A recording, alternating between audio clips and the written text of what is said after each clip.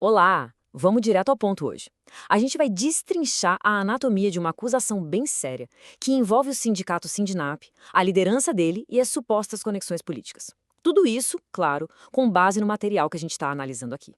Para a gente entender essa história, que é bem complexa, vamos seguir um roteiro. Primeiro, a gente vai ver a reviravolta num depoimento que basicamente começou tudo. Depois, vamos entender um conceito-chave, o que a fonte diz que é uma organização criminosa. Na sequência, a gente entra nas provas, né? Um documento e uma batida policial. Daí, a gente olha para as conexões políticas que estão sobre os holofotes e, por fim, a gente tenta entender por que esse inquérito parece estar num beco sem saída.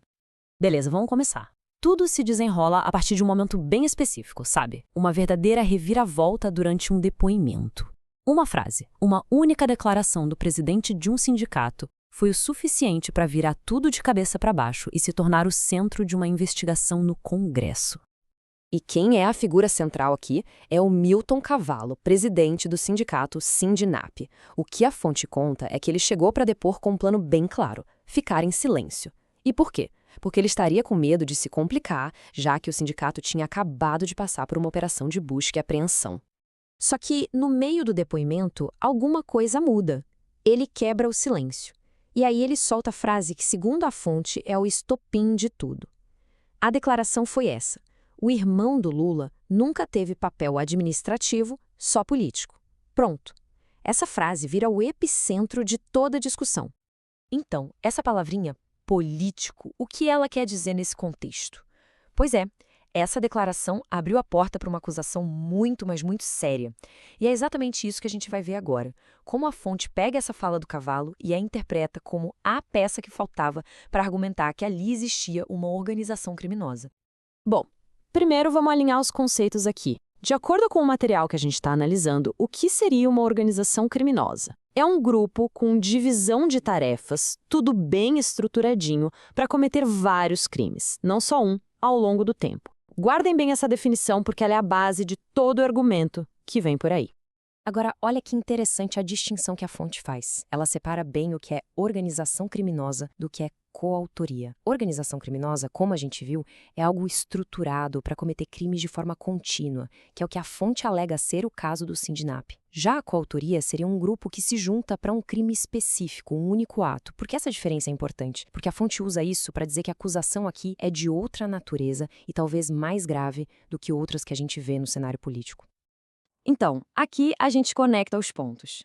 O argumento central da fonte é o seguinte: quando Milton Cavallo diz que o papel do Frei Chico era só político, ele estaria, sem querer querendo, admitindo que existia uma divisão de tarefas dentro do esquema.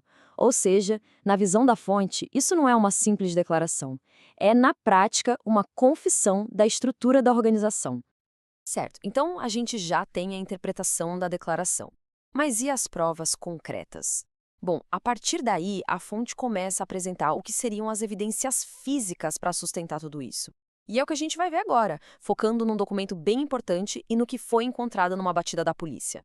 A primeira evidência que a fonte traz vem de um relatório da CGU, a Controladoria Geral da União. O que a CGU achou? Um documento de junho de 2023, onde o Sindinap declarava duas coisas bem importantes: que não tinha diretores que eram do governo e nem diretores que eram parentes de gente graúda do poder público. E por que isso era relevante? Porque essa declaração era obrigatória para manter parcerias com o próprio governo. E aqui tem um detalhe que a fonte faz questão de sublinhar. Eles não chamam isso de uma simples omissão, um esquecimento. O termo usado é falsidade ideológica. Por que a diferença? Porque, segundo eles, alguém foi lá e marcou ativamente uma caixinha no formulário. Foi uma ação deliberada, sabe? Uma escolha de apresentar uma informação que não batia com a realidade, já que o vice-presidente do sindicato era, de fato, o irmão do presidente da República. Além desse documento, a fonte também descreve o que a Polícia Federal encontrou quando fez uma operação nas sedes do Sindinap. E a lista é bem chamativa. Segundo o material, os policiais encontraram uma grande quantidade de dinheiro vivo, cofres e até uma coleção de carros de luxo. E sim, isso incluía uma Ferrari. Ok, então a gente já tem o depoimento, o documento, o que a polícia encontrou. Agora a história começa a entrar de vez no campo político. A fonte direciona o foco para as conexões políticas que estão sendo questionadas e, mais importante, para as alegações de que tem gente tentando atrapalhar a investigação. Para mostrar essas conexões, o vídeo de origem usa várias fotos.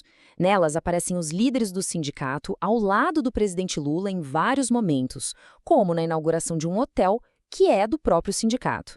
A fonte usa essas imagens, claro, para argumentar que existia uma relação bem próxima entre a cúpula do Sindinap e o governo. E esse gráfico aqui mostra um exemplo bem claro do que a fonte chama de obstrução na CPI.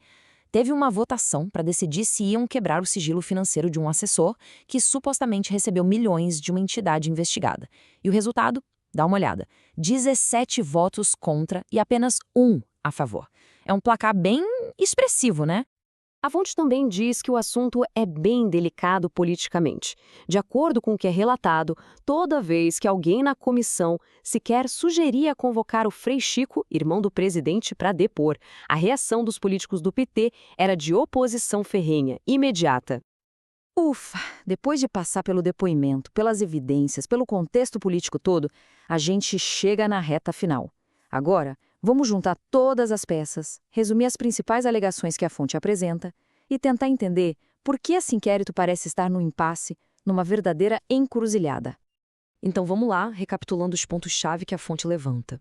Primeiro, o que seria uma confissão de divisão de tarefas. Segundo, um documento oficial com informações supostamente falsas. Terceiro, a apreensão de dinheiro e bens de luxo pela Polícia Federal. E, por último, as acusações de que existe uma proteção política e uma tentativa de obstruir o inquérito. E tudo isso nos leva à grande pergunta, né? E agora? Diante de todas essas alegações, dessas supostas obstruções que a fonte detalha, quais serão os próximos capítulos desse inquérito parlamentar?